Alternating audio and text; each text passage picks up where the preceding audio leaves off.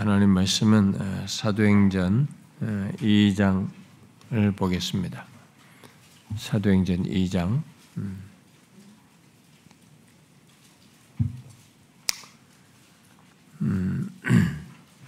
사도행전 2장 42절과 46절, 7절을 좀 언급을 할 것인데요. 그냥 41절부터 47절까지 한 절씩 교독해서 읽어봅시다. 41절부터. 그 말을 받은 사람들은 세례를 받음에 이날에 신도의 수가 3,000이나 더하더라. 그들이 사도의 가르침을 받아 서로 교제하고 떡을 떼며 오로지 기도하기를 힘쓰니 사람마다 두려워하는데 사도들로 말미암아 기사와 표적이 많이 나타나니 믿는 사람 모든 물건을 서로 동일하고 또 재산과 소유를 팔아 각 사람의 필요를 따라 나눠주며 날마다 마음을 같이하여 성전에 모이기를 힘쓰고 집으로 떡을 떼며 기쁨 순전한 마음으로 음식을 다 하시깁시다. 하나님을 찬미하고 온 백성에게 칭송을 받으니 주께서 구원받은 사람을 날마다 더하게 하시니라.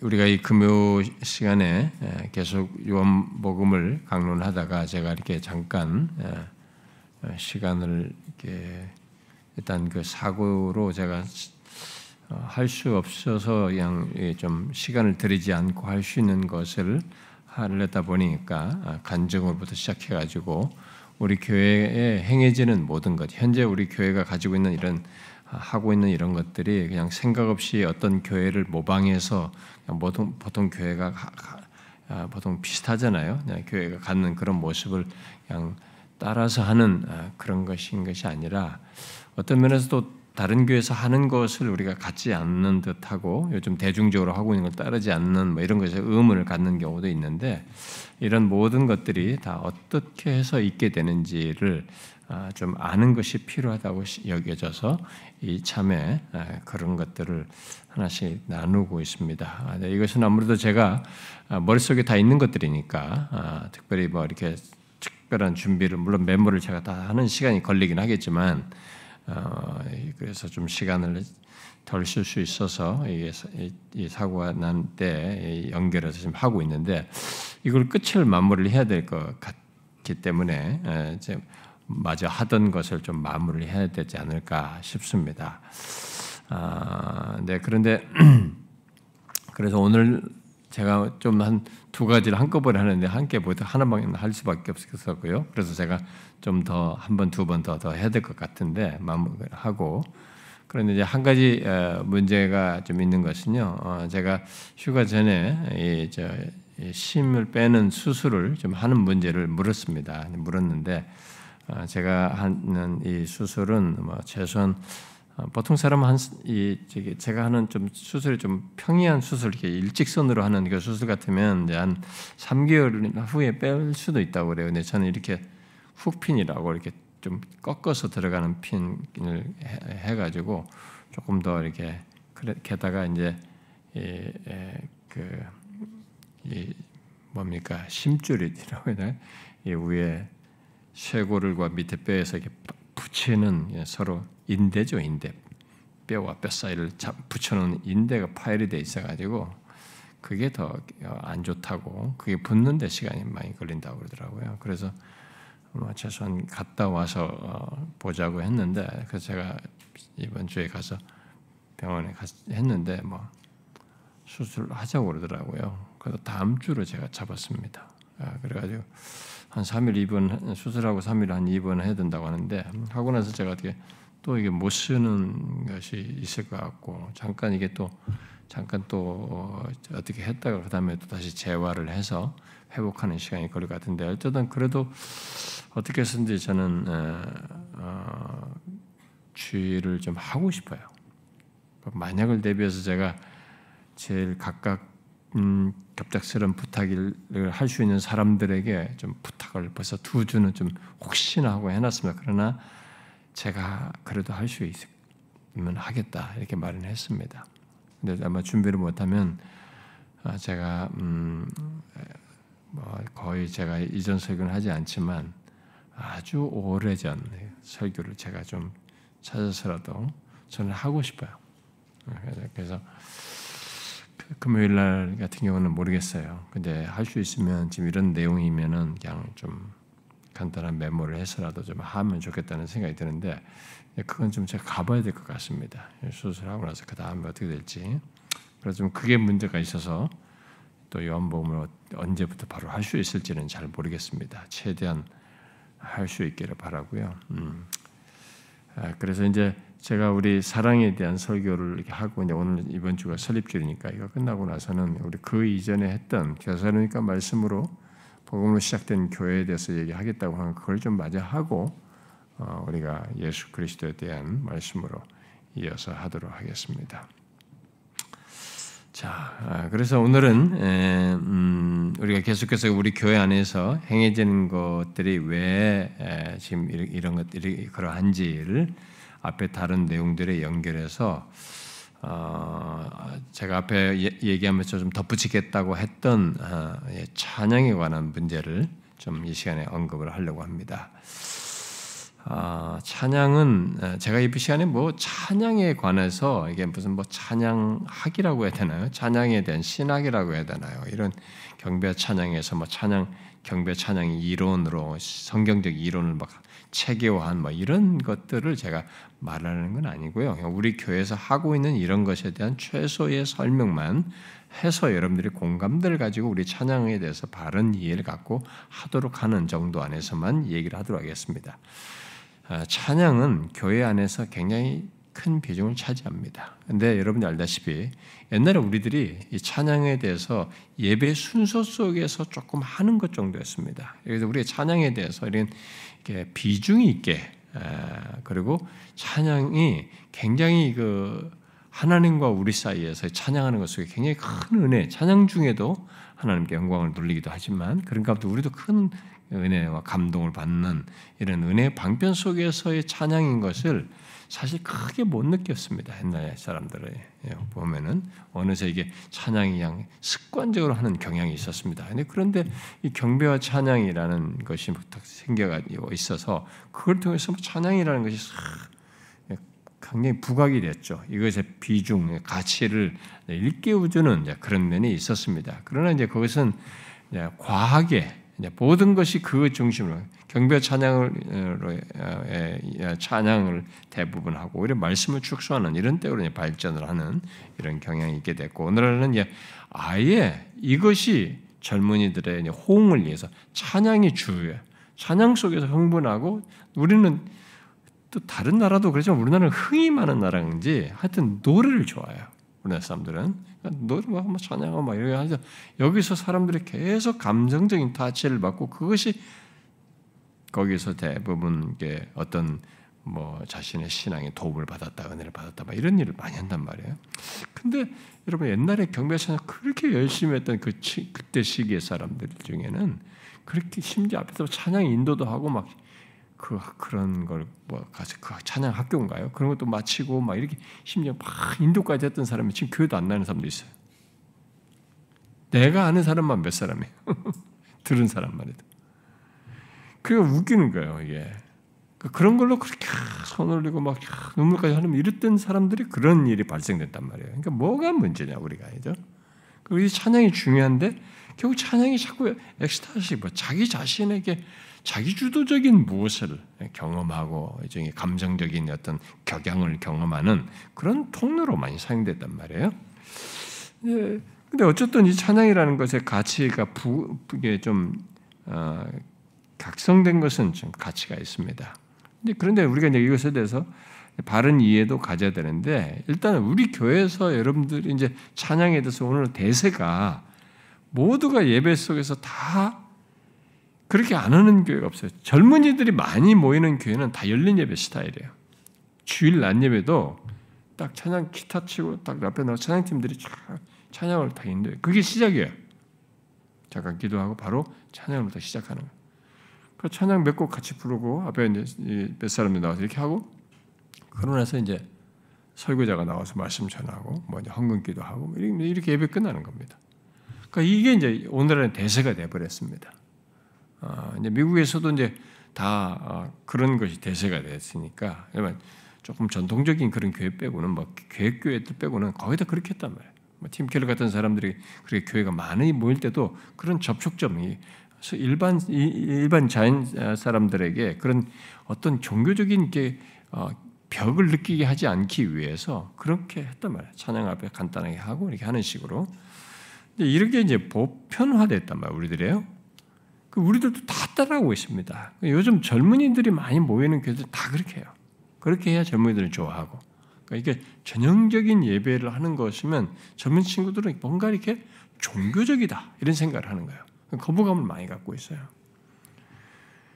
그래서 이제 그런 이 사람들의 취향과 원함에 맞춰서 그렇게 갈 것이냐, 이들에게 하나님을 예배하는 것과 찬양이 무엇인지를 알게 해서 하게 할 것이냐, 이 문제가 지금 이제 대두되는데, 사람들은 전자를 따릅니다. 그러니까 소비자 중심적이고 성공지향적이고 더 많은 사람들과 효과는 성공주의적인 취향을 찾는 거죠. 사람을 얻기 위해서. 근데 거기는 나름의 논리가 있습니다. 새로운 사람들에게 이 복음의 접촉점을 편안하게 갖게 해서 누구나 이게 쉽게 복음을 듣도록 하기 위함이다. 이렇게 하지만 원래 기독교는 그렇게 해서 타락하는 거거든요. 기독교는 이들과 같아서 기독교다워지는 게 아니고 오히려 기독교다운 것이 있어서 기독교답지 않은 것이 전부인 그들에게 있어서 기독교 안에 있는 이 특별함을 구하게 되는 것이, 그래서 계속 구별, 성별 이기잖아요. 계속 하나님이 그 백성도 성도라고 했지만 구약에서부터 계속 성물로 했잖아요. 뭔가를 구별했잖아요. 이 구별이라고 하는 것이 계속 그 개념이잖아요. 그것이 있어서 하나님의 통로가 되고 이 시대 속에서 의미를 갖는 거잖아요. 이 세상 속에서. 근데 우리가 그걸 무너뜨린단 말이에요. 그래서 사실 우리는 이제 후자를 저는 지향하는 거죠. 그들을 일깨우는 거죠. 하나님을 예배하는 것이 뭐 찬송이 어떻게 하는 것인지, 어떤 것이 어떻게 해야 되는지 이런 걸 알게 해주는 것입니다. 그래서 지금 이제 근데 우리 교회에서 지금 하고 있는 것에는 그렇게 어떤 면에서 전통적인 그런 것을 하고 있지만, 우리 그런 중에도 우리가 이제 뭐 하는 것이 있어요. 수용화에서 찬양하는 것이 있습니다. 그런데 여기에 이렇게 하는 것 속에 우리가 이런 외형만 가는 것이 아니라 찬양에 대해서 우리가 좀 생각과 이해와 태도를 새롭게 할 필요가 있어요. 그것까지 함께 좀 생각하면 좋겠어요.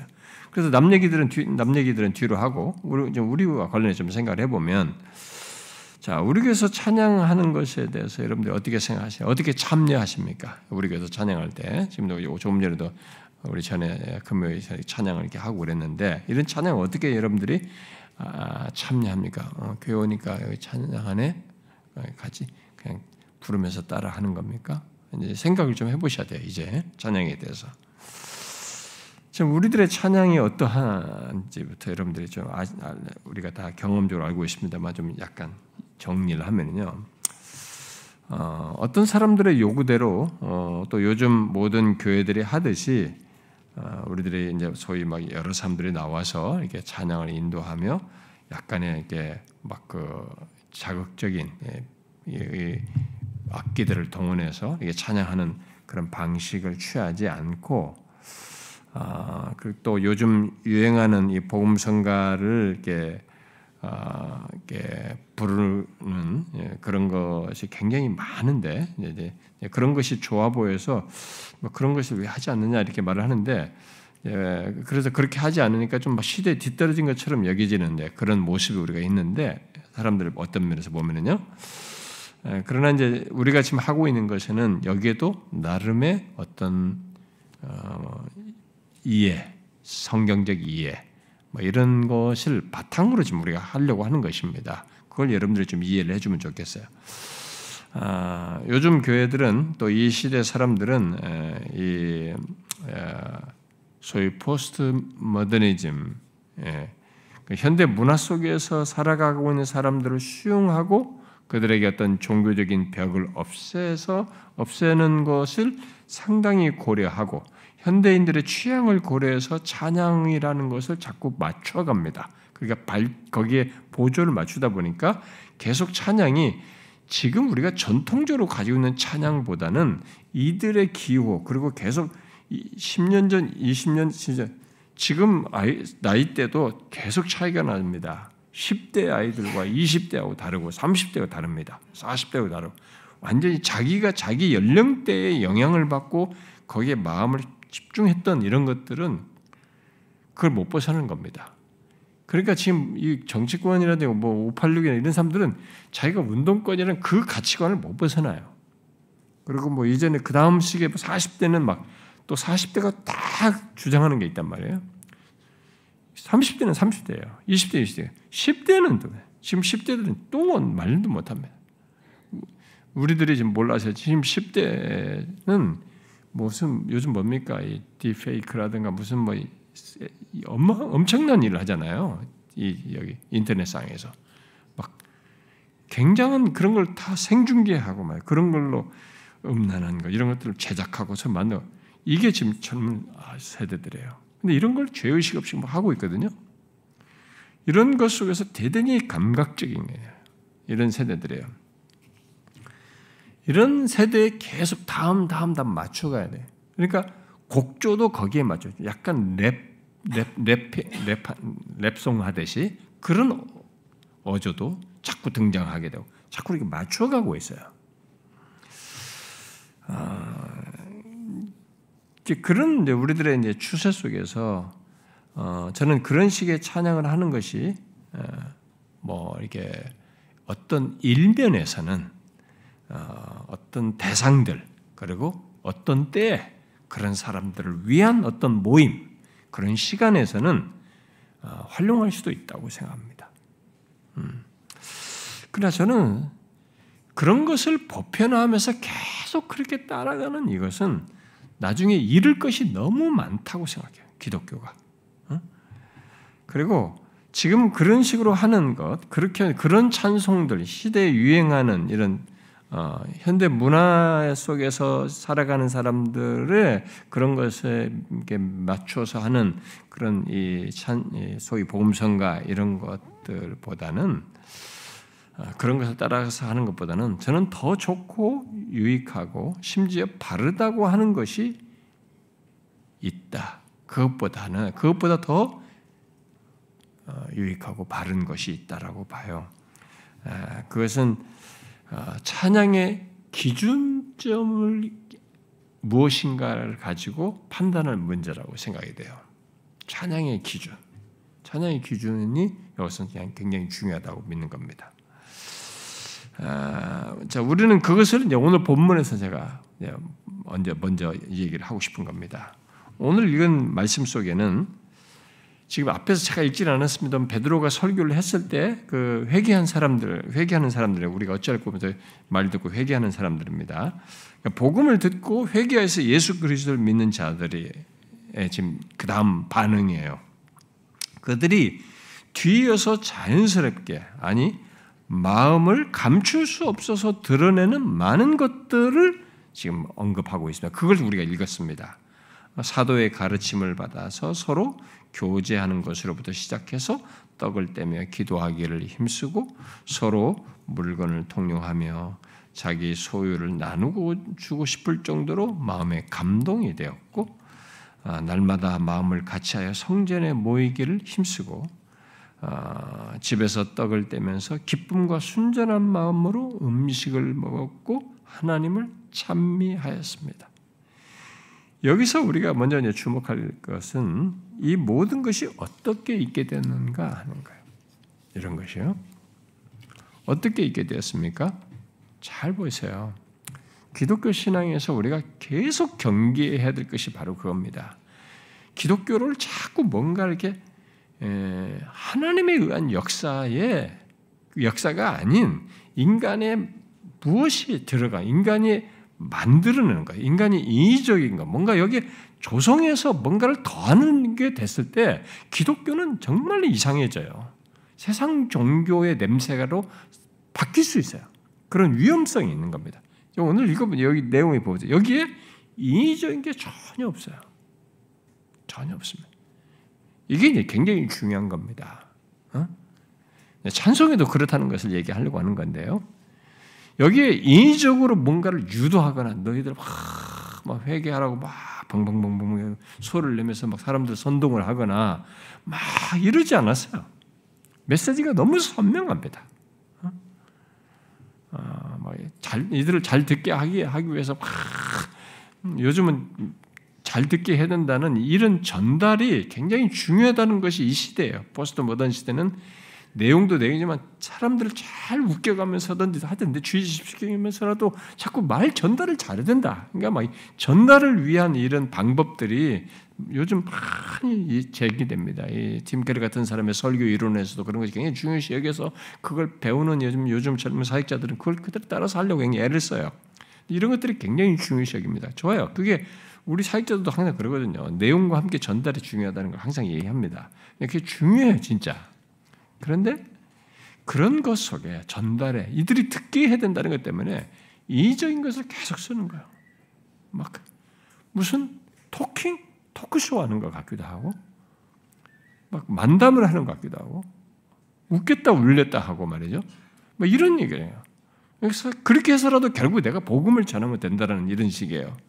그러니까 이게 계속 우리를 스스로 그렇게 해서 외적으로 융성할지는 모르겠어요. 이게 결국은 우리를 무너뜨리는 겁니다. 기독교의 모든 것을 무너뜨리는 아주 안 좋은 것이에요. 잘 보시면 오늘 이 내용에 이의적인 것이 있는가 봐야 돼요. 있어요? 전혀 이의적이 없어요. 인위적으로 유도하거나 자극하거나 선동하는 게 없습니다.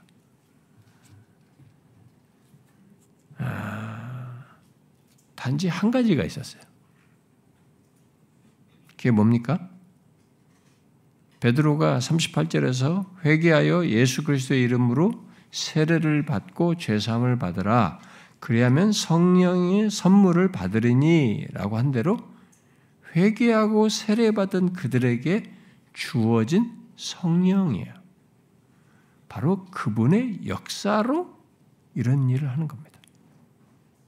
성령의 역사 속에서 이렇게 지금 제가 앞에 말한 것처럼 이렇게 하고 싶은 거예요.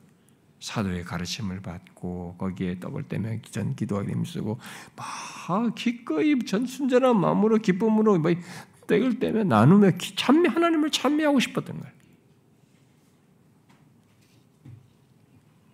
그게 중요해요. 그래서 우리가 앞선 시간에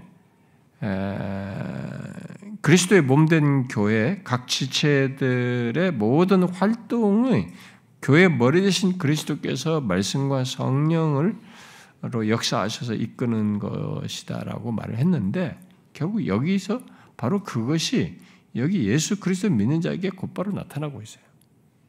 이 말씀을 듣고 말씀을 통해서 역사하시는 성령이잖아요. 이것도 또 성령의 선물로 그들에게 주어져서 성령께서 이렇게 하시는 거예요. 다 유기적으로, 자발적으로 누가 뭐 전체 다 모여 가지고 막 다 함께 하자. 다 일일이 시킨 게 아니에요, 지금. 여기 3,000명 이 사람들이 다 지금 이렇게 하고 있는 겁니다. 누가 뭐 조직적으로 움직인 게 아니에요. 이 3,000명의 마음속에 다 그들의 인격 안에 성령께서 이렇게 하시는 겁니다. 놀라운 일이에요.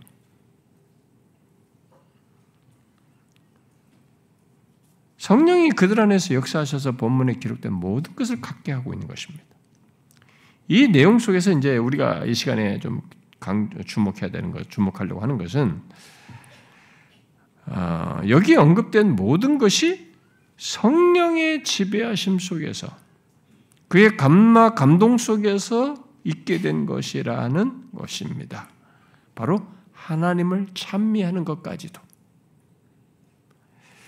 바로 이 사실을 바울은 에베소 교회 성도들에게 정확하게 이제 같은 맥락에서 말하는 찬송과 관련해서 말할 때도 이 찬송이 결국 여기서 말한 것처럼 이 성령의 역사 속에서 성령의 지배와 감동하심 속에서 이렇게 또 하는 것이었다라는 것을 바울이 찬송과 관련된 주요한 표현들을 많이 말하는 에베소서에서도 말을 합니다. 이거 찾아봅시다, 여러분.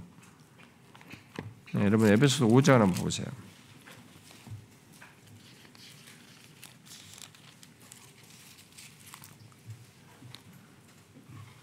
에베소서 5장 18절부터 20절까지 한번 읽어봅시다. 18절부터 20절 시작. 술 취하지 말라. 이는 방탕한 것이니 오직 성령으로 충만함을 받으라. 시와 찬송과 신령한 노래들로 서로 화답하며 너희의 마음으로 주께 노래하며 찬송하며 범사의 우리 주 예수 그리스도의 이름으로 항상 아버지 하나님께 감사하며 그랬어요. 여기 19절에 보면은 온통 찬송과 관련된 표현들이 나와요. 시, 찬송, 신령한 노래, 그리고 서로 화답하죠. 주께 노래하며 찬송하며, 아니죠? 이 찬송과 관련된 이 표현들로 가득 차 있는데, 그런데 이것들이 무엇에 연결되어 있는가를 주목해야 됩니다. 이런 찬송과 관련 내용들이 여기 에베소서에서 그것은 바로 앞절에서 우리는 절을 이렇게 나누다 보니까 술 취하지 말라고 하면서 바로 또 성령 충만 받으니까 이제 이게 앞에도 이 내용이 연결되기도 하는데 앞선 내용과도 그런데 이 앞선 내용만 주로 얘기하는데 바로 성령으로 충만을 받으라에 계속 연결되는 내용이에요. 그러니까 성령으로 충만한 것에 지금 이 19절에 관한 내용이 다 연결되어 있는 것입니다. 그러니까 그리스도인이 성령의 통치를 받고 성령으로 충만하여 이 같은 찬송을 한다는 것입니다. 19절 같은 것은. 그러므로서 찬송에서 중요한 것은 성령의 지배를 받는 것이에요. 성령의 감화감동하시는 것이 있는 거예요. 그 성령으로 충만한 것입니다. 그러니까 모든 찬송은 성령의 감동하심을 따라 만들고 또 인도해야 되고 불러야 된다는 것을 말하는 거예요. 이건 우리가 많이 생각해 봐야 됩니다. 찬송할 때 그냥 부릅시다. 그러니까 이렇게 하면 안 되는 거예요. 이게 여기 성령의 감동하심을 따라 성령의 이끄심을 따라서 우리가 해야 되는 것입니다. 그런데 오늘날 이 찬송은 바로 이 성령의 역사를 성령에 의해서 이게 역사하여서 있는 이 찬송의 이 복됨이라고 할까요? 매력, 이 역사를 자꾸 외부적인 무엇으로 이렇게 대체를 하려고 그래요. 예를 들어서 인도자의 멘트가 막 가지고 거기다가 들으면 이렇게 이 음이 갑자기 쫙 그러면 갑자기 조용하다가요. 이 음악 전체 이것들이 갑자기 강강강 팍 커지잖아요. 여가 뇌파가 팍 자극받아요. 여러분 그런 경험 안 해봤죠? 다른 교회 안 가본 사람들은 모를 거예요. 그렇게 하는 가서 보면은 금방 탁 흥분됩니다. 탁 자극받아요. 그리고 거기서 열광되면서 계속 이제 몰입하잖아요. 그런 찬송, 그런 분위기 속에서. 그러면 이 분위기가 성령의 역사라고 생각할 수 있는 거예요. 우리가 만든 이것이 성령의 역사라고 생각합니다. 그런데 오늘 본문 에베소도 그렇지만 또 그리고 아까 사도행전도 그렇지만 그런 것이 없이 모두가 이 3,000명 사람들 이 사람들 다 각각 흩어지기도 그룹이고 그랬을 텐데 이들이 그렇게 하나님을 찬미했어요. 우리들이 잘못하고 있는 게 있어요. 그러니까 자꾸 이렇게 인위적인 것을 가미함으로써 성령의 역사를 대체하려고 하는 거예요. 그리고 그것에 우리들이 다 그런 인식 속에서 그 마취가 되는 거예요. 그래서 저는 이제 우리 교회 찬송에서 일단 이런 인위적인 무엇 대신에 성령의 감동을 따라서 인도하고 또 모두가 그렇게 찬송하도록 돕는 것에 초점을 두는 것을 제가 말해왔어요. 그러려고 하고 있고 그런데 이것이 이제 뒤에 오는 인도자와 교회 뒤에 오는 사람들은 그냥 교회에서 원래 찬송하니까 이렇게 하는가 보다 이렇게 한다든가 우리 인도하는 사람들도 그냥 이전 하던 것에서 어떤 찬송을 이렇게 이렇게 하라 이렇게 정도만 하는 것 속에서 그냥 인도하는 것일 수 있어요. 근데 우리 뒷사람들 중에 이제 그렇게 한 사람도 있었는데 제가 이제 이런 것을 말을 하면서 이제 지금까지 이런 성령에 의한 역사, 감동하심 속에서 어떤 곡들을 하고 이런 것들을 제가 말을 하는 이런 것들을 저는 우리 교회에서 인도자나 성도들이 좀 알고 참여를 하면 좋겠다라는 생각이 듭니다. 우리가 이렇게 찬송을 하는 데 있어서 우리가 어떤 교회들처럼 이렇게 선창자가 있어서 앞 사람이 한 사람의 인도에 의해서 하든지 그렇게 하든 아니면 뭐 두 사람이 여러 사람이 나오든 나는 그건 별로 중요하지 않을 수도 있다고 생각이 들어요. 우리 옛날에 초기에도 찬송가 몇 사람이 나와서 한 적이 있었거든요. 옛날 초기 찬양할 때 자원에서 청년들이 막 하고 그랬었는데 근데 어느새 저 사람이 빠져나가네. 이제 두 명 하고 남더라고. 그러더니만 그러더만 이제 앞에 나오지 않고 앉아서 한 사람은 앉아서 하고 인도자만 하고 이러더라고요. 근데 아마 이렇게 계속 자기들끼리 하는 것 같은데 모르겠어요. 왜 그런지. 근데 제가 경험상으로 보면 여러 사람이 나오면 앉은 사람들의 시선이 인도자뿐만 아니라 여기 나와 있는 사람들 다 왔다 갔다 해요. 남자는 여자를 보고 여자는 남자를 보고 그다음에 그 사람의 얼굴 표정 이런 것도 다 보고 또 이게 부른 사람은 이들을 신경 써가면서 막 집중해서 부르려고 애를 쓰고 표정 관리를 하고 막 이런 것들이 서로 있어요. 그러니까 저는 경험상으로 보면은 우리의 시선과 마음을 흩트는 경향이 있어요. 어떻게 해서든지 하나님께로 향하고 성령의 역사 속에서 하도록 돕는 정도여야 되는데 일단은 뭐 참여적이다 뭐다 사람들 호응도를 차원에서 그렇게 하는 것이 대세가 돼서 우리는 그걸 즐기고 있어요.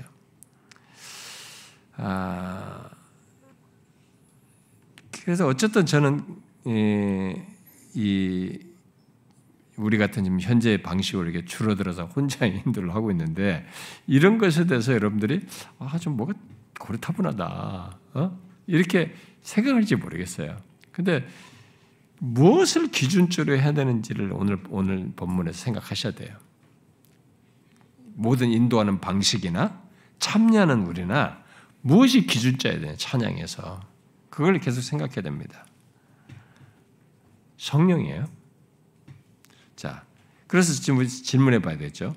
왜 우리들이 예배 때 흔히 요즘 열린 예배 속에서 부르는 이 복음성 같은 것도 잘 부르지도 않고 우리 예배 때는 뭐 다른 시간을 하지만 기존 찬송가를 주로 부르냐? 요즘 대부분의 젊은 교회들은 아예 거의 복음성가 부르거든요. 찬송가에서는 한 곡 정도로 부른다든가 이렇게 해요. 앞에 예배 시작 자체를 복음성가로 시작해서 하기 때문에 대부분 그렇게 해요. 그러니까 젊은이들이 거기서 딱 벽을 느껴요. 그쪽이 더 편안해요. 여기 왔는데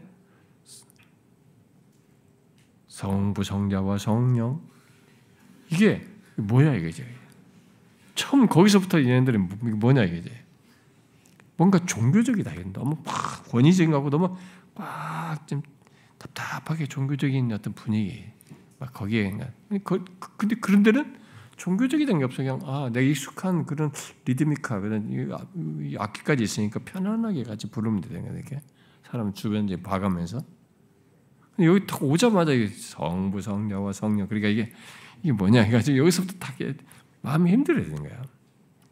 근데 일단은 우리가 그런 사람들을 많이 모으는 데 지금 목적이 아니고 누구든지 와서 하나님을 어떻게 예배하는 것인지 이 찬송은 어떻게 불러야 되는지 무엇이 중요한지 이것을 알게 하는 게 나는 먼저 중요하다고 봐요. 그래서 저는 이미 여러분들이 알다시피 사실 우리가 예배에서는 지금 기존 찬송가를 부르고 있는데 주일 오후 예배 전이나 우리가 이 금요 말씀 전에 우리가 이런 찬송가를 부르잖아요. 복음 찬송가 부르잖아요.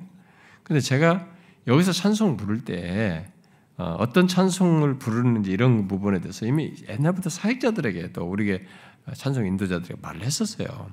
그러니까 시편을 부르기도 하고 시편의 가사들을 부르기도 하고 또 외국의 찬송곡을 뭐 에반젤리컬 힘스, 뭐 영국에서도 있었던 에반젤리컬 힘 같은 거 그런 어떤 곡들을 우리가 번역해서 부르게 돼요.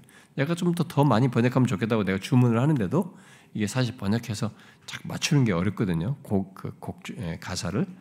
근데 그것도 지금 번역해서 우리가 부른단 말이에요. 맥해서. 그리고 요즘 부르는 복음성가들 중에서도 어떤 것들은 이게 선별해서 우리는 다 부르고 있습니다. 근데 그런 곡들을 부를 때 제가 이제 부탁하는 건 그거죠. 이런 곡들이 결국은 하나님께로 향하게 하는 것이어야 한다. 특별히 하나님 그분의 성품과 속성과 그가 행하신 일을 특별히 그리스도 안에서 행하신 것을 부르는 것이어야 된다라는 것을 제가 계속 주문을 하죠. 근데 우리는 주일 낮 예배나 이런 예배 시간에 공적 예배 시간에도 그런 복음성가를 부를 수도 있어요. 어떤 면에서요? 부를 수도 있다고 봐요. 지금 말한 이런 찬송가를 부를 수도 있다고 보는데 일단은 우리 교단 총회에서는 예배 속에서 이 복음성가 부르는 것을 금하고 있습니다. 우리가 그 결의를 했고 총회가 뭐 그런 것이 있어요. 있지만 그러나 저는 금하긴 했지만 그래도 이 좋은 곡이면 예배 속에서 부를 수도 있다라는 정도까지 저는 생각은 열려 있어요. 꼭 여기만 된다. 이렇게 한정짓는 것은 뭐 법은 아니기 때문에 그러나 그 예배 시간에 그 오늘날 사람들이 이렇게 부르는 찬송가를 그런 것들 복음성가를 주로 부르는 것은 결코 좋은 선택은 아니라고 봐요. 그 이유는 오늘 부르는 이 복음성가들은 잘 보다시피 1절, 2절 정도예요. 대부분 한 절짜리고 길면 2절짜리입니다. 곡이 너무 단순해요. 그리고 단순한 곡을 자꾸 반복해요. 그러다 보니까 식상해요. 마치 유행가도 금방 부르고 유행 지나듯이 복음성가 그렇게 부른 것도 철진한 것처럼 느껴져 사람들이. 계속 새로운 곡을 잘. 이런 경향이 나타나요. 그러니까 찬송가의 나의 기분, 기호, 이 곡과 이런 것이 좋은 여부가 나에 의해서 이렇게 좌지우지되는 그리고 거기에 맞추는 이 찬송가의 이런 형태를 갖게 돼요. 결코 좋은 게 아닌 거죠. 그리고 오늘의 이 복음성가들은 알다시피 찬송가의 어떤 성경이 말하는 어떤 성경의 진리 또는 교리 또는 신학의 체계가 없어요. 그냥 하나님이 우리를 사랑하시는데 뭐 폭풍이 바다가 뭐 파도가 치듯이 우리 사는 게 감상적인 표현을 가지고 우리가 하나님을 사랑하시다 이렇게 쓰고 있지 하나님이 어떤 분이시고 어떻게 행하셔서 이렇게 그것이 결국 어디로 가는지 이렇게 심층화된 체계 일종의 신학과 교리를 성경의 진리 체계 같은 것을 담고 있질 않아요.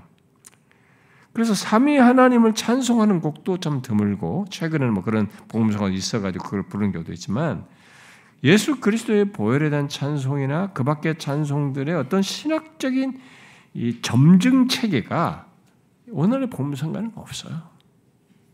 그것은 찬송가에서 그런 것이 없다는 것은 큰 결함이에요. 그런 것이 없는 찬송가들로 주로 우리가 찬송을 부르면서 도취되고 그것으로 만족한다고 하면 우리는 너무나 큰 것을 잃는 것이 되는 겁니다. 그런데 오늘날 사람들의 호응을 반영해서 그 현대 문화에 젖은 사람들의 젖은 사람들이 이 기존 찬송은 너무 종교적인 것이다라고 여기는 것에 대한 이 염려, 이 두려움 때문에 결국 그들에게 맞춰서 이게 기존 찬송을 기피하고 현대 이 CCM을 모든 교회들이 갖는 이 모습으로 인해서 결국 기독교가 큰 걸 잃어버려요. 잃게 됩니다.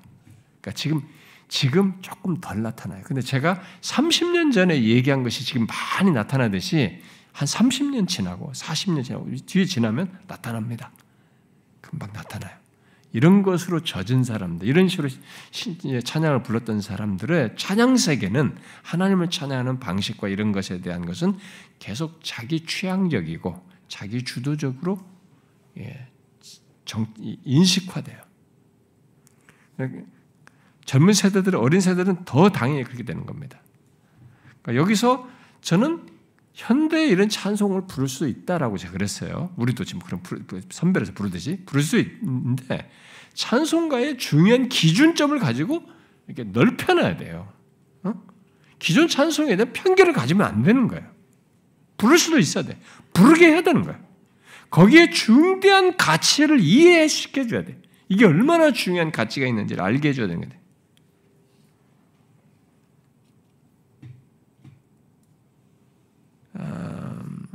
그런데 오늘날 이게 성령으로 찬송하는 것 대신에 이 인위적인 방법으로 이제 그런 취향을 맞춰서 찬송을 부르고 하는 것이 되다 보니까 찬송에서 일단은 감동을 받으려면 인위적인 수단이 자꾸 제공이 돼야만이 감동받는 이런 습관이 생겨나요. 사람들에게. 착착착 음악이 이렇게 있어야 일단 내가 좀 찬송의 열의가 살아나요. 그것이 없으면 안 살아요. 자, 제가 저의 경험 얘기하겠습니다.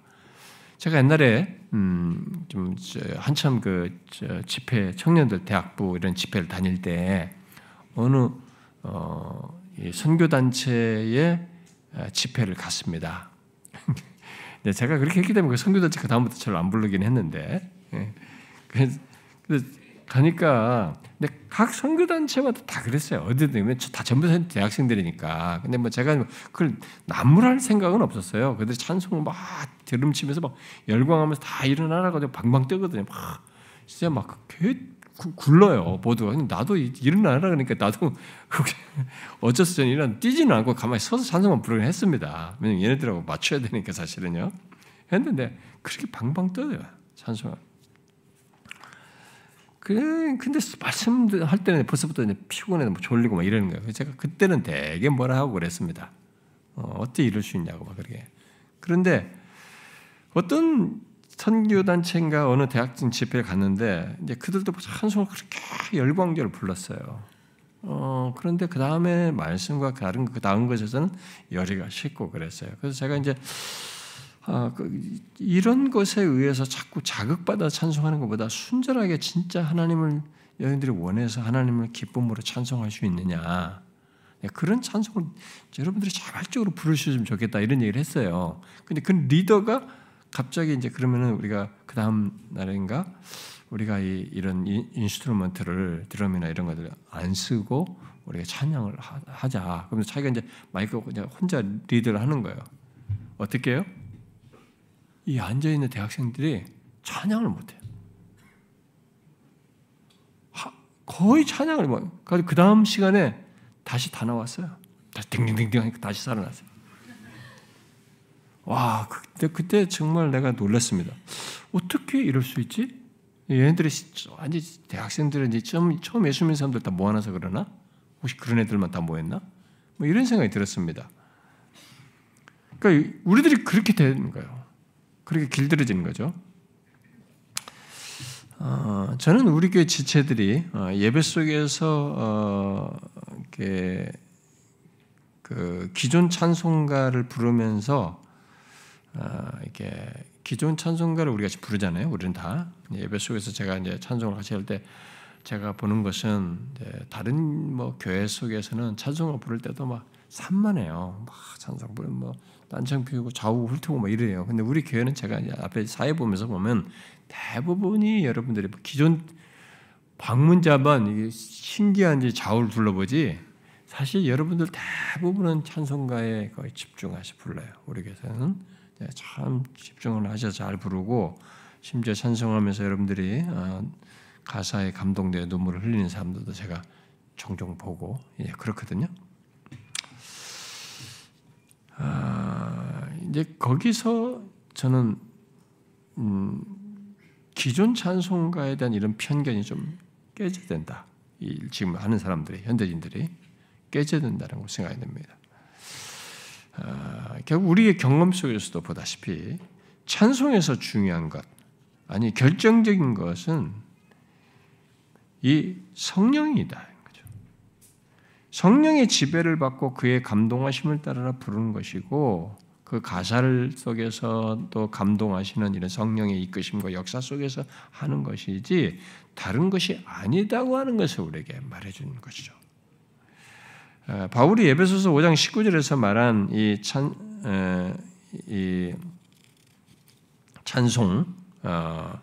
찬송과 관련된 이 표현들은 성령과 연결해서 말하는 것이 다 성령과 연관해서 갖는 것들이에요. 여기 있는 것들은요. 그 19절에서 말하는 표현들은 어떤 특정한 것을 찬양해라 이렇게 말하는 것이 아닙니다. 모두 성령으로 충만하여서 자신의 마음을 다양하게 표현하는 것을 말하는 거예요. 여기 대표적으로 우리가 이제 여기 표현에 나오는 이것 때문에 논쟁이 많이 되고 있는데, 특히 19절에 시와 찬송, 신령한 노래 이렇게 나오잖아요. 이게 뭐냐? 이것 때문에 역사 속에 많이 나뉘었어요. 지금도 프리처치 같은 데는 이 시가 쌈이거든, 쌈 영어로. 근데 히브리어 말도 이제 같은 건데, 근데 이 시로 여기에 시라고 말한 이것이 시편의 똑같은 단어예요. 시편 할 때 쌈이죠. 그러니까 시편으로 찬송하라는 것이다. 그리고 뒤에 찬송과 신령한 노래는 시편을 그렇게 표현한 것이다라고 해서 시편만 부르는 거야. 지금도 이 프리처치들은 그렇게 합니다. 이게 논쟁이 되는데, 여기서 제가 자꾸만 이게 지금 설명을 해드릴게요. 지난번에도 제가 찬송에 한번 설명을 한 적이 있었는데, 여기 시는 제가 좀 전에 말한 것처럼 이 표현들은 성령으로 충만하여 자신의 마음을 다양하게 표현하는 것들을 묘사하는 것이에요. 그러니까 이런 찬양에 관련된 이런 모든 것들이 성령과 밀접하게 관련돼야 돼. 성령으로 감동되어서 성령에 충만하여서 성령의 지배를 받아서 감화 감동 속에서 하는 것이어야 된다. 이 다양한 찬양을 표현하는 이 세 가지를 표현하는 이런 것들이 다. 근데 뭐 시는 여기 뭐였겠어요? 그러면요. 로이준스 목사 말대로 이 악기의 줄을 뜯다라는 이 히브리어 원어적인 뜻이야. 이 단어의 히브리어 원어적인 뜻이 악기의 줄을 뜯다는 의미에서 파생된 것인데, 흔히 악기 연주에 맞춰서 부르는 이 경건한 노래를 두고 얘기하는 것이죠. 그런 의미에서 이제 우리가 시편으로 말하는 것에도 이 단어를 쓴 것은 시편이 대부분 그런 거거든요. 거의 모든 가사가 하프와 이 같은 거죠. 수금음 같은 악기 연주로 맞춰서 부르는 곡들이란 말이에요. 시편들이. 그러나 제가 이전에도 말했다시피 여기 에베소서 말씀과 성경 다른 곳에서도 특히 초대교회 성도들은 찬송을 시편만 부르지는 않았어요. 여러분 신약 성경에도 그걸 우리가 볼 수 있거든요. 이 신약에도 고린도에도 보면은 그들이 찬송을 불렀다고 하거든요. 그러니까 이 시편만 부르지 않은 것이 초대교회 안에서도 흔적이 나타나요. 그렇기 때문에 시편만 부르는 것은 바르지 않습니다. 우리나라도 지금 시편을 부르자고 하는 그룹들이 나는 가치가 있다고 생각해요. 그건 하나예요. 근데 그것만은 아니라고 봅니다. 근데 여기 시가 바로 그런 의미예요. 그런 찬송이에요. 악기에 맞춰서 부르는 이 경건한 노래를 얘기하는 거죠. 그 다음에 찬송은, 두 번째 말은 찬송은 하나님을 기리는 노래입니다. 하나님에 관한 노래예요. 그러므로 찬송은 아우구스티누스가 말했듯이 반드시 하나님을 송축하는 것이어야 됩니다. 찬송은 반드시 하나님을 성축하는 것이어야 돼요. 그래서 초대교회는 우리처럼 찬송가가 없어요. 책이 없었잖아요. 찬송 이게 두루마리 다 들고 다니면서 뭐 이렇게 들고 다니면서 찬송가를 가지고 있는 게 아니잖아요. 그러니까 찬송가를 다 가르쳐 줘야만 했습니다. 초대교회는. 그럼 다 외워야 되는 거예요. 이렇게 듣고 글자도 잘 모르는 사람도 많았고 다 들어서 외우는 겁니다. 그러니까 뭐 단조롭죠. 어떤 면에서 단조롭긴 한데 그래도 자주 부르면 다 외우는 겁니다. 우리가 일제강점기 이런 사람도 뭐 또 공산 치하에서 북한에서도 보면 막 찬송가를 못 부르니까 10절 막 가지고 계속 성경을 끼워가지고 10절, 12절 막 이렇게 외운다잖아요. 곡조에다 맞춰가지고 책을 볼 수가 없으니까 옛날 시대에 그랬다고 하잖아요. 그래서 이 신약 성경에 보면은 여러분 뭐 디모데 전서 같은 거 보면은 미쁘다 이 말이야 뭐 이런 거 있잖아요. 그게 원래 그들이 찬송 가사로 부르는 것 그런 표현들이 어떤 사람은 이제 빌립보서 2장 같은 경우에 그리스도 예수님만 품으라 그 뒤에서 나온 그런 번제시나 그것도 거의 당시에 찬송시로서 통용되다시피 하는 내용으로 사람들이 얘기하거든요. 그런 것이에요.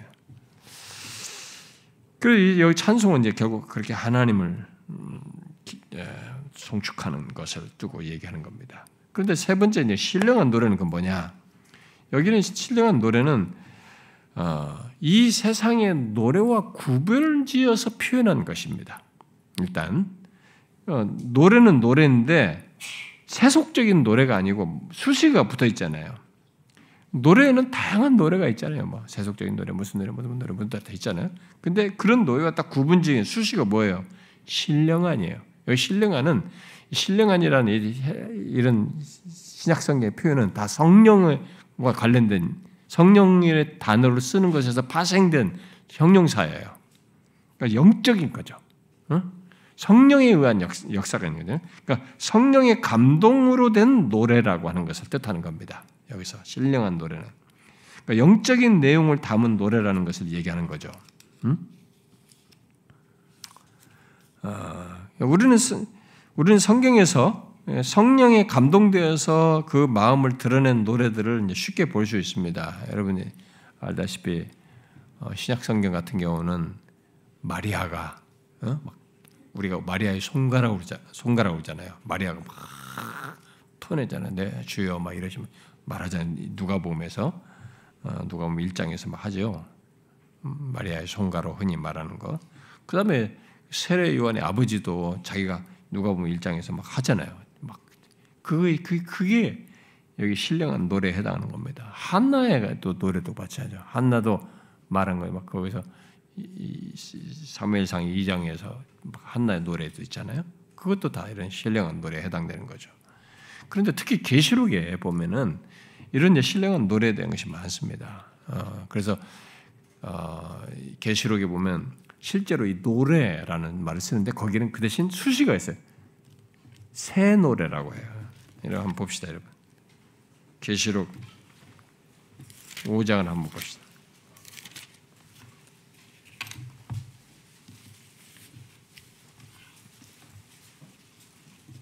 계시록 5장 자 9절을 봅시다. 9절 읽어봐요. 시작. 그들이 새 노래를 불러 이르되 두루마리를 가지시고 그의 인봉을 떼기에 합당하시도다. 일찍이 죽임을 당하사 각 족속과 방언과 백성과 나라 가운데서 사람들을 피로 사서 하나님께 드리시고 이렇게 쭉 이런 뭐 10절까지 연결되면 이런 새 노래를 부르잖아요. 여기서도 지금 노래라고 얘기하고 있습니다. 그런데 이 뒤에도 보면은 이 노래라는 단어를 쓰는데 새 노래라는 말을 쓰죠. 뒤에 보면은 마지막 여기 말고도 나오는 14장이 있네요. 14장.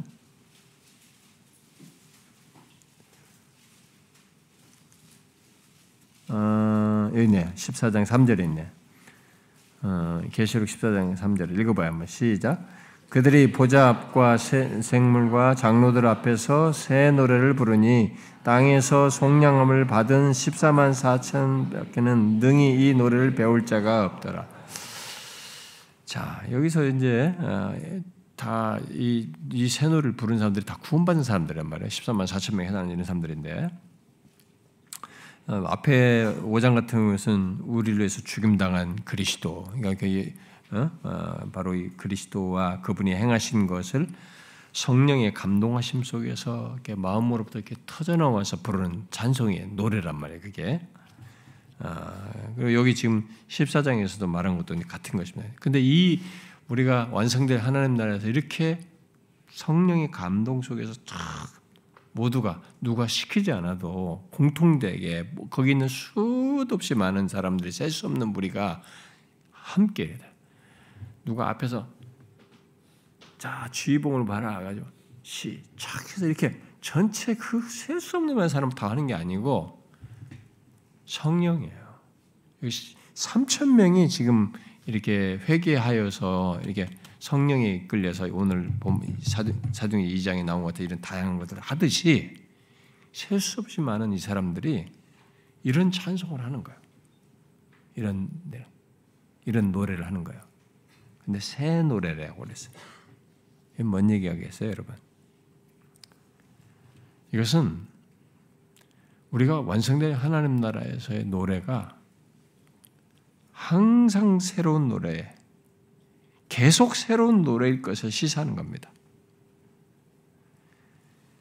우리들이 장차 하나님 앞에 이렇게 서서 우리가 서로 부르게 될 그 새 노래는 영원토록 계속 새로운 노래를 부르게 될 것을 시사하는 겁니다. 그렇게 노래할 내용이 끝이 없는 거예요. 우리가 영원하면 영원한 만큼 무한한 거예요. 상상을 해보셔야 됩니다, 여러분들이. 노래할 것이 그렇게 무궁할까? 우리가 진짜 그렇게 무궁합니다. 그 무궁하게 새로운, 계속 새로운 노래를 부르는 거예요. 노래할 내용이 그렇게 많아. 그걸 시사하는 거예요. 상상해 보십시오. 그런 것이 실제로 있을 것을. 우리 모두가 노래할 내용이 끝이 없는 그런 완성될 하나님 나라에서의 온 구원받은 자들의 그런 모습을 한번 상상해 보세요. 그 얘기하는 겁니다. 끝없이 노래할 것이 있고, 그래서 계속 새 노래를 부르는 우리들, 또 부르고 싶고 그리하는 우리들을 한번 생각해 보라는 거죠. 우리가 영원히 부를 새 노래는 모두 그런 것이 다 그런 일이 우리들에게 가능한 것은 에베소서 5장에서 말한 대로 성령으로 충만하여서요. 다 그래서 가능한 겁니다. 우리 모두에게서 그게 가능한 거예요. 성령으로 충만해서. 성령의 역사 속에서 있게 되는 겁니다. 이렇게 성령은 우리의 찬송을 다양하게 말하지만, 에베소서 5장이 말한 것처럼 다양하게 말하지만, 곧 마음의 기쁨과 만족을, 행복을 드러내면서 하나님을 찬양하며 또 시와로 화답하는 것을 말하지만, 이 모든 것은 성령으로 있는 것이다. 그 성령의 감동으로 있는 것이고 그것만이 참되다는 것을 말해주는 겁니다. 오늘 이 사도행전 2장에서 그렇고 우리의 찬송이 참된 것은 이전 것이 더해져서가 아니고 성령에 의해서 있어요. 성령의 감동하심 속에서 있기 때문에 이게 참된 거예요. 아까 요한계시록 14장에서 이런 새 노래를 부를 사람들은 누구냐? 땅에서 송량함을 받은 14만 4천 명 밖에는 능히 이 노래를 배울 자가 없다는 거야. 계속 새로운 데, 끝없이 새로운 데를 배워보면서 이게 불러대는 이 사람들은 여기 이렇게 된 사람들만 하는 거예요. 14만 4천 명이 나는 사람. 구속된 사람들만. 그러니까 찬송을 자꾸 기호를 이 사람들에게 맞춰가지고 믿지도 않는 사람들에게 맞춰서 이 사람 끌어들이겠다 치고 그들에게 맞춰서 찬송을 할 게 아니고 사실은 찬송 자체가 우리는 기준자가 성령이에요. 성령의 역사 속에 있어야 되는 거예요. 그것에서 부르는 것이어야 됩니다. 그런 면에서 우리는 찬송을 시편만 아니고 또 어떤 종류의 찬송만도 한정지을 수 없고요. 찬송에서 성령의 역사가 있는가를 주목해서 거기에 초점을 둬야 돼요. 우리가 찬송을 부를 수 있어야 됩니다.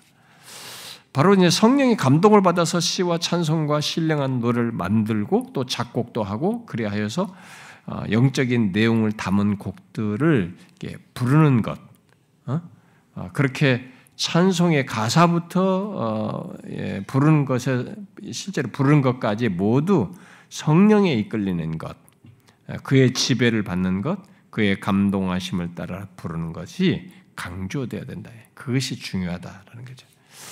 이것은 우리들이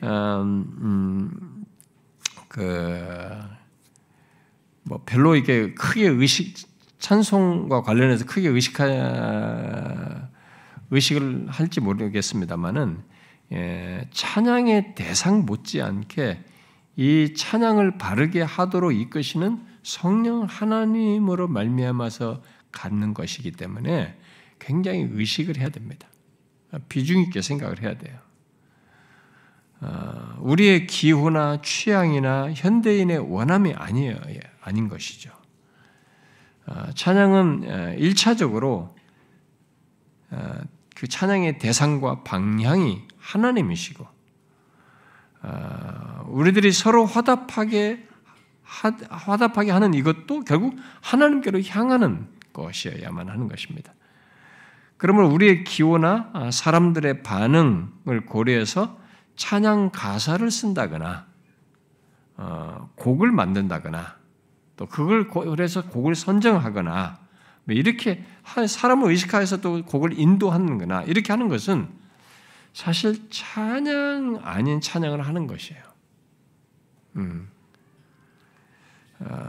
참 우리들이 그런 것을 분별하지 않고 그냥 인도하는 대로 생각 없이 따라가고 있을 뿐이지 있지만 사실 그건 찬양 아닌 찬양을 하는 것이에요.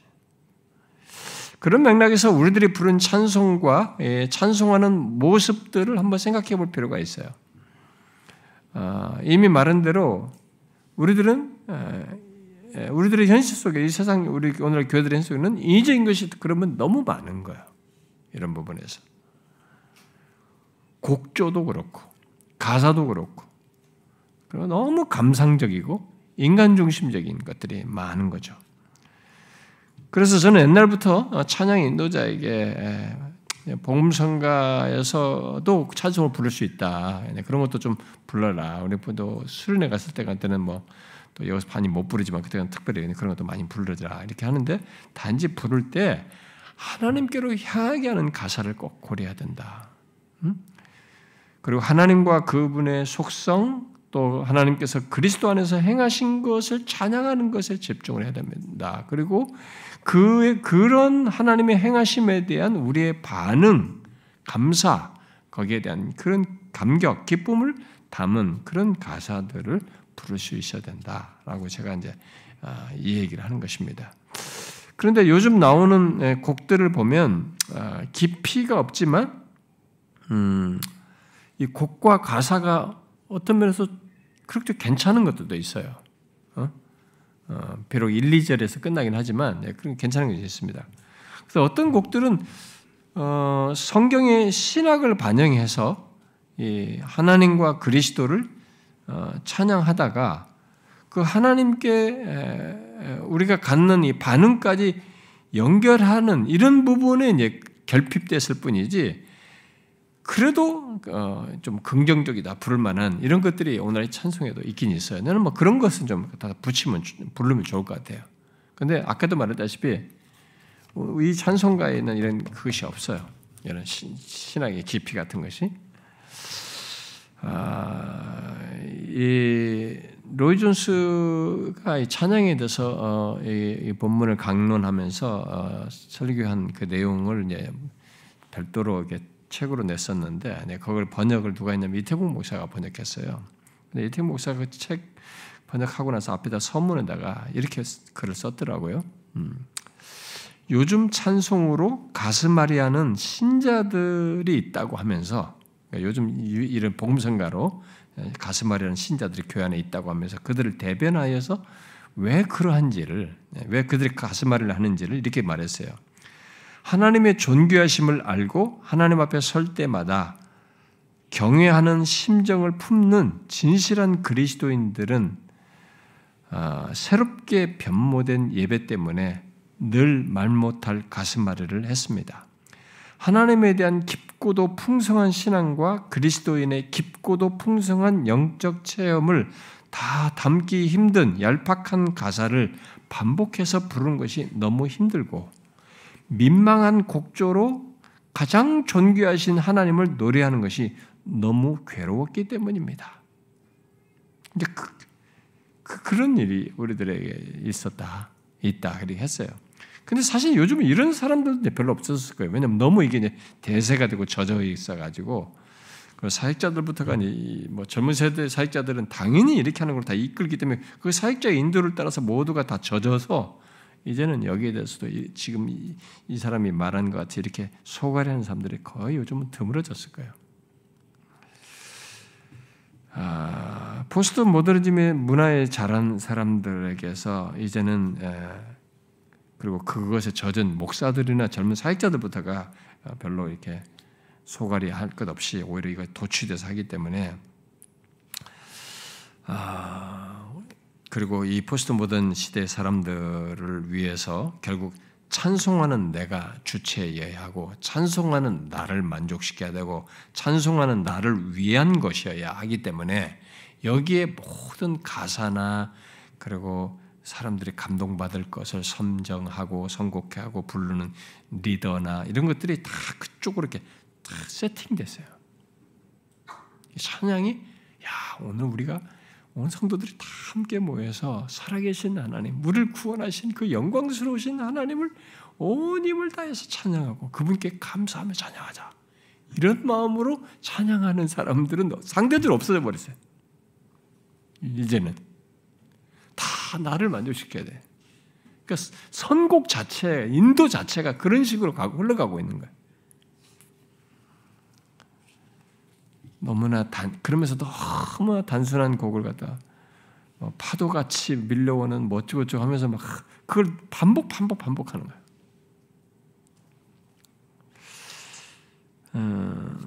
근데 저는 그러한 찬송의 어떤 작곡이나 작사, 또 선곡, 인도는 성경의 이 찬송을 이렇게 모독하는 것이고 왜곡하는 거라고 생각이 돼요. 왜냐하면 찬송은 내가 성령의 감동에 이끌려서 하나님께로 향하는 것이지, 그리고 또 그를 높이는 것이고 그가 행하신 것을 감사하며 그 은혜를 찬양하는 것이어야 하지, 나를 기준해서 나를 맞추는 찬송일 수 없거든요. 나의 고백일 수는 있어요. 하나님께서 나에게 이렇게 행하신 깊은 은혜 주신 하나님의 고백은 할 수 있지만, 나를 만족시키는 쪽으로 자꾸 초점을 맞추는 찬송은 성경이 본래 의도한 찬송이 아니에요. 여기 시와 찬송과 신령한 노래에 해당되질 않습니다. 여기에 다 성령의 감동으로 이 세 가지가 다 성령의 감동을 전제하고 있어요. 성령의 충만으로 된 것에 전제하고 있기 때문에 해당되지 않아요.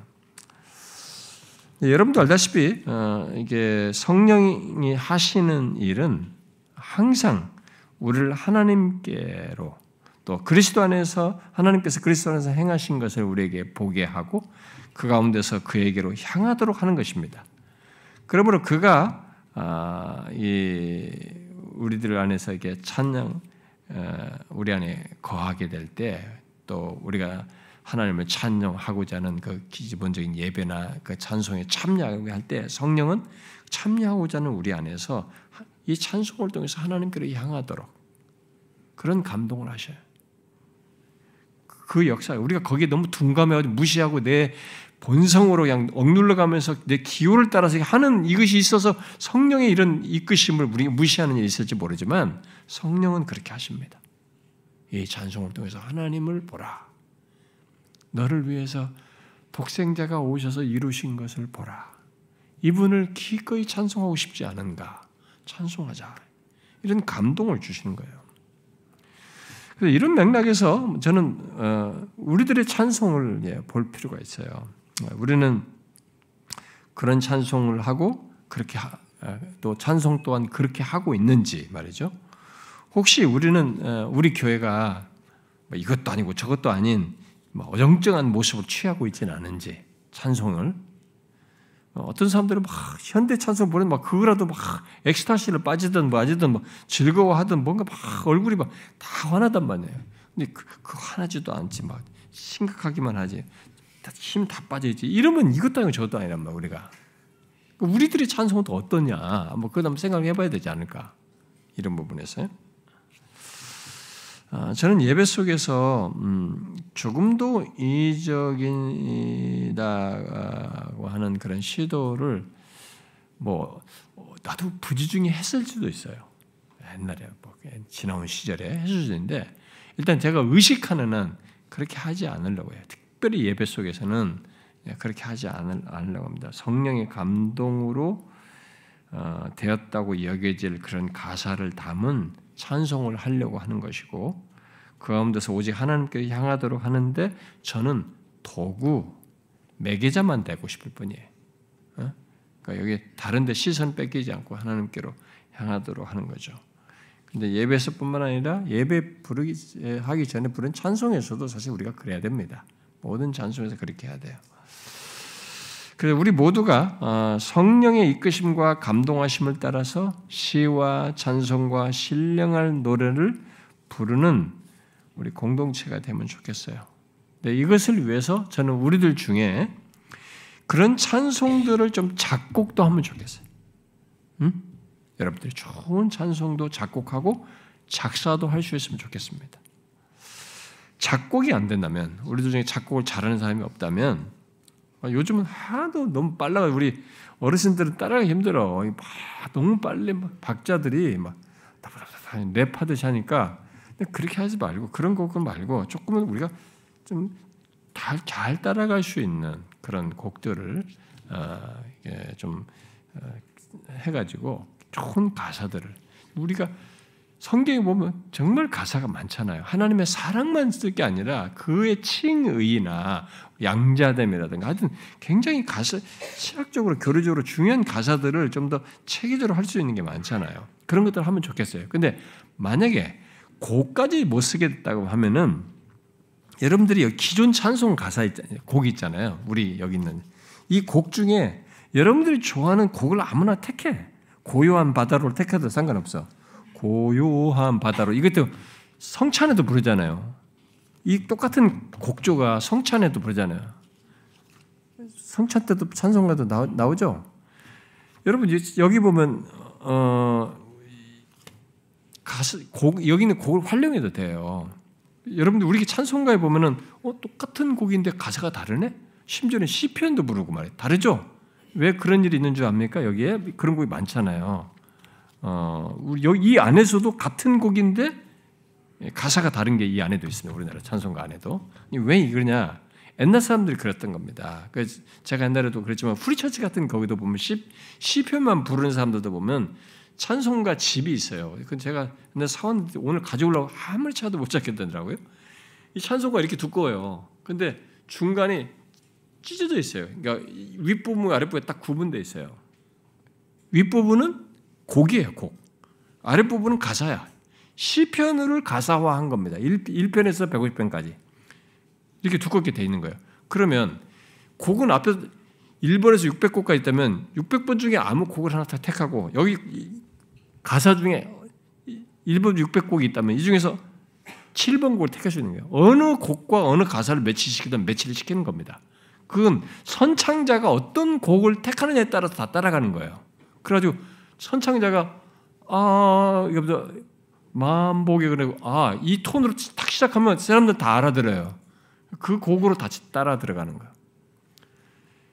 그래서 제가 깜짝 놀랐어요. 그걸 보고. 그래 옛날 선배들이 다 이렇게 했구나. 옛날에는 이렇게 곡을 많이 쓸 수가 없었잖아요. 어떤 면에서. 그러니까 그렇게 했던 겁니다.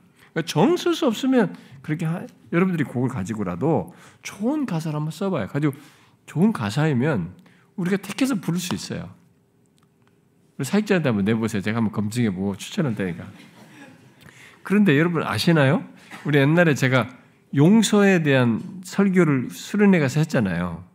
그때 계셨던 분, 그 수련회 가셨던 분, 그때 제가 작사한 거 불러봤죠? 생각 안 나요? 심은경이 고개 끄덕이는데 생각나? 그때 제가 우리 용서에 대한 수련회 설교를 하는데 너무 용서에 대한 찬송 가사가 없는 거예요. 그래서 내가 고민 끝에 그 두 곡을 작사를 했어요. 용서에 대한 가사를 빨리 해가지고 좀 약간 허접하긴 합니다만은 그래도 이제 1절부터 4절까지 다 이렇게 해놨어요. 앞에서 쭉 해가지고 하나는 복음성가로, 하나는 주 달려 죽은 십자가 그 곡으로 이렇게 가지고 했어요. 우리 그때 그 말씀 듣고 그 가사로 불렀어요. 내 이름은 쓰지 말라고 그랬는데 누가 그 사역자가 장난친다고 폴 박이라고 써놨어요. 작사자 폴 박이라고. 그래서 제가 제 별명이 지메일이 폴 박이거든요. 대부분 나를 알게 됐죠. 나인지 모르게 하고 부르려고 했는데 알게 됐죠. 나는 여러분들이 가사를 써도 좋다고 봐요. 좋은 가사를 쓰는 거예요. 나는 하나님을 찬송하고 싶은 마음이 우리에게 솟구칠 수 있거든요. 어떤 내용을 읽었을 때 책을 읽어도 성경을 읽어도 설교를 들어서 그때 옛날에 무디나 생키 같은 경우도 마찬가지예요. 설교를 듣고 밑에서 바로 반주를 이렇게 하면서 그 가사가 떠오른 걸로 딱 가지고 가사를 쓴 거예요. 이렇게 가사 쓰고. 이 사람들이 설교 듣고 감동받아서 그때 당시에 쓴 것들이 제법 있었거든요. 그런 걸로 써보는 거예요. 곡을. 저는 우리 교회에서 이 찬송이 말씀과 함께 생기 있게 살아나면 좋겠어요. 그런데 이제 여러분들에게 결론적으로 우리가 좀 얘기할 것이 있습니다. 이런 내용, 이게 우리가 이런 걸 한다는 것과 함께 우리들이 찬송하는 것과 관련된 건데, 우리들이 찬송하는 것을 어떻게 하는지를 체크해서 좀 이게 태도를 좀 명확히 하면 좋겠어요. 그건 찬송에 대한 우리가 잘못된 선입견부터 좀 걷어내면 좋겠어요. 우리들 중에 그런 사람들이 있거든요. 여러분들 중에는 기존 찬송은 고리타분하다고 생각하는 사람들이 있어요. 특히 젊은 사람 중에 그런 것이 있을 수 있는데, 그리고 반대로 현대의 복음성 같은 것은 익숙한 리듬과 곡조 때문에 그것이 더 편하고 좋다고 여기지는 사람들이 있어요. 이게 이것은 고루하고 이것은 편하다. 이 선입관은 빨리 깨트려야 됩니다. 이 선입관은 직관과 본성을 너무 중시하는 것이지 성령께서 이런 가사 속에 감동하셨는지와 이 가사를 통해서 하나님 성령이 역사하실 것인지는 생각을 안 하는 겁니다. 찬송에서 기준자는 성령이라고 제가 그랬잖아요. 그걸 생각하셔서 혹시라도 그런 편견을 가지고 있으면 빨리 지워셔야 됩니다. 그러니까 여러분들이 스스로 은혜를 받지 못하도록 자기 자신을 제한하는 겁니다. 내 마음을 하나님께로 향하게 할 가사, 그 성경에 충실한 가사를 효과적으로 수용하여서 부를 수 있게 한 것이면은 여러분들이 기꺼이 마음을 여시고 온 힘을 다해서 부르고자 하셔야 됩니다. 너무 산만하고 어지럽게 하는 곡들이 아니라면, 그리고 너무 감정적인 곡조가 아니라면 그리고 가사가 하나님의 말씀을 벗어나지 않고 하나님께로 향하게 하고 하나님께서 그리스도께서 행하신 것을 담고 그를 찬양하며 그 베푸신 은혜가 큼을 자기가 그 감동되어서 하는 것이라면 우리는 그런 찬송을 모두가 힘써 불러야 됩니다. 저는 옛날 찬송들이 1절에서 끝나지 않고 4절, 4절에 쭉 가는 가운데 점증적인 그 가사들이 되게 마음에 들어요. 오늘날의 찬송들은 없는 거잖아요. 참 마음에 듭니다. 아이작 와치 같은 사람 찬송 보면 어떻게 이렇게 가사가 이렇게 참 좋을까. 1절은 이렇게 시작했는데 마지막 뒷부분에서는 이 하나님이 이 앞부분은 하나님은 이렇게 행하셨고 하나님은 이런 분이십니다 했는데 그 하나님께 나는 감사하고 난 이렇게 하고 싶어요 라고 하는 우리들의 반응까지 담은 이런 가사의 전개는 참 난 너무 좋다고 봐요. 오늘은 우리들의 찬송이 없는 거거든요. 그런 것을 되게 좋게 여겨야 된다고 생각합니다. 저는 죽을 때까지 불러도 마음이 뭉클할 가사들이 지금 우리들의 찬송가도 제법 많아요.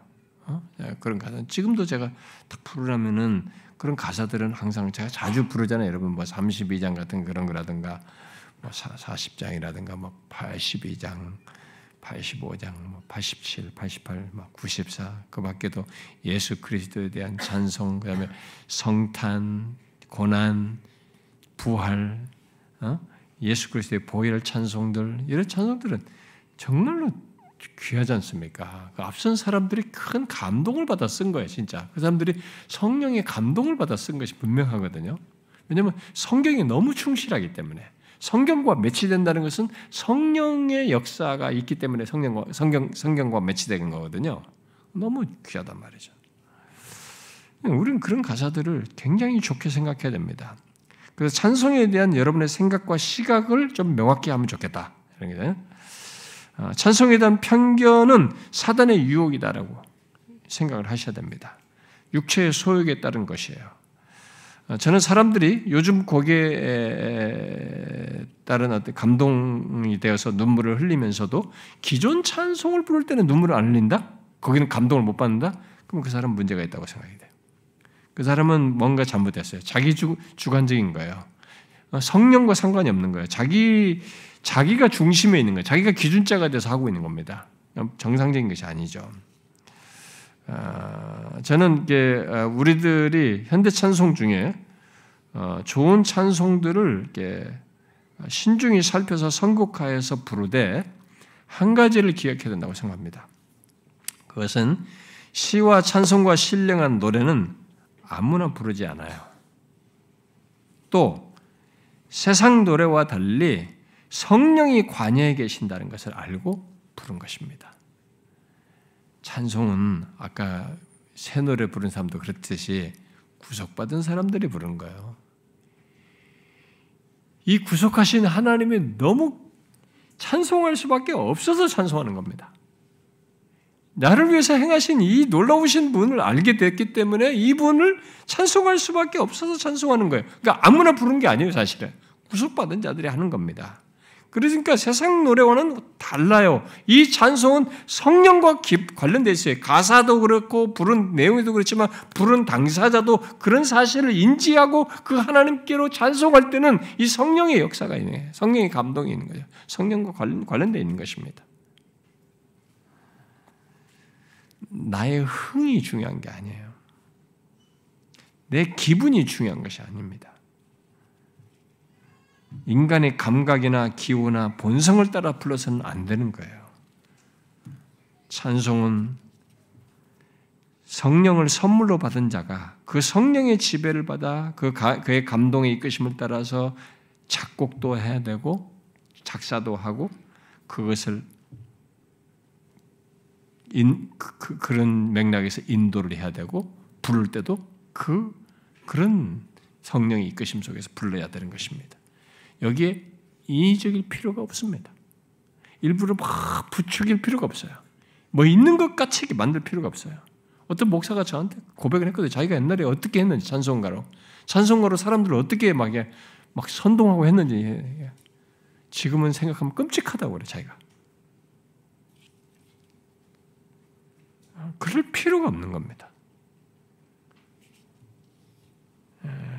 성령의 감동하심 속에 하나님의 찬양을 하게 될 때 하나님은 찬송 중에 영광을 받으실 뿐만 아니라 찬송하는 우리와 교통하셔요. 우리가 은혜를 받습니다. 크게 감동돼요. 찬송하면서 이 하나님을 찬송하면서 그 베푸신 은혜에 우리가 감동돼요. 저는 우리 모두가 그런 찬송을 하면 좋겠어요. 찬송에 생각 없이 부르는 노래가 아니라 살아계신 하나님께로 향하는 신령한 노래이죠. 성령이 이끄셔서 따르는 그런 찬송을 부르면 좋겠어요. 여러분 우리들의 찬양을 한번 이런 맥락에서 꼭 체크를 해보면 좋겠습니다. 지금까지 그것들을 의식하면서 우리가 해왔겠지만 또 뒤에 올 사람들도 생각을 해야 될 텐데 그들도 찬송을 할 때는 어떠해야 되는지 인도자뿐만 아니라 참여하는 사람들이 항상 여기에서 중요한 것은 내 기분과 내 흥이 아니고 내가 기준자가 아니라 성령이시다. 성령의 감동하심에 따라 작곡된 또 가사된 작사된 그것을 내가 거기에 참여하면서 자신도 성령의 이끄심을 따라 찬송하고자 해야 돼. 우리 모두 찬송 중에 계시고 임하시며 역사하시는 하나님, 성령 하나님의 역사를 기대하면서 찬송을 하면 좋겠어요. 그런 가운데 가사를 통해서 전심으로 하나님을 찬송하는 가운데 하나님이 우리에게 이렇게 예배 속에서도 그렇고 찬송하는 우리에게 큰 은혜를 주면 좋겠습니다. 너무 맥 빠지게 부르면 안 돼. 전심으로 찬송을 부려야죠. 아까 얘기했잖아요. 저와 여러분은 지금부터 연습하는 겁니다. 성령에 의해 역사 속에서 감동 속에서 찬송하는 것. 나중에 완성될 하나님 나라에서 우리는 성령이 이끌려서 영원토록 새 노래를 부를 겁니다. 끝없이 계속 새로운 노래를 불러. 그럴 만한 찬송할 이유가 내용이 넘칠 겁니다. 왜냐하면 삼위 하나님과 교통하면서 그분 안에서 모든 것들을 맛보면서 영원토록 그분의 무한하신 것을 계속 보면서 알게 될 것이기 때문에 우리의 찬송의 제목과 이 내용들은 무궁할 거예요. 계속 새로운 노래를 부를 겁니다. 지금 프랙티스 하는 겁니다. 여기서 연습하는 거예요. 여기서부터 하는 거예요. 여기 사도행전 2장에서도 기쁨과 순전한 마음으로 떡을 떼며 하나님을 찬미했다고 그랬는데 우리가 그래야 되는 거예요. 찬송은 나를 구원하신 그분 때문에 감사해. 거기 기쁨과 감격 속에서 하는 거잖아요. 기쁨으로 찬송하는 거잖아요. 이것을 해야 되는 거죠. 찬양을 엄숙하게 하는 것 그런 것 아니에요. 일부러 그렇게 하는 건 아닙니다. 이것은 기본적으로 성령에 이끌려서 기꺼이 감동을 하는 것입니다. 저는 너무 감동돼서 춤을 춘다면 난 있을 수 있다고 믿어요. 응? 주변에 누가 방해가 된다면 그게 못하겠지만은 자기가 너무 감동이 돼서 춤을 추고 싶다면 나는 그게 있을 수 있다고 봐요. 그러고도 남는 거죠. 응? 그 찬송은 기본적인 것이 그렇습니다. 너무 놀라운 은혜에 대한 받은 것에 대한 그분의 행하심에 대한 지금도 그 대상이고 그분의 은혜를 입은 것에 대한 감격이에요. 기쁨이에요. 행복이에요. 그것을 표현하는 가사하는 거예요. 성령은 그렇게 하시거든요. 우리는 그런 찬송을 해야 됩니다.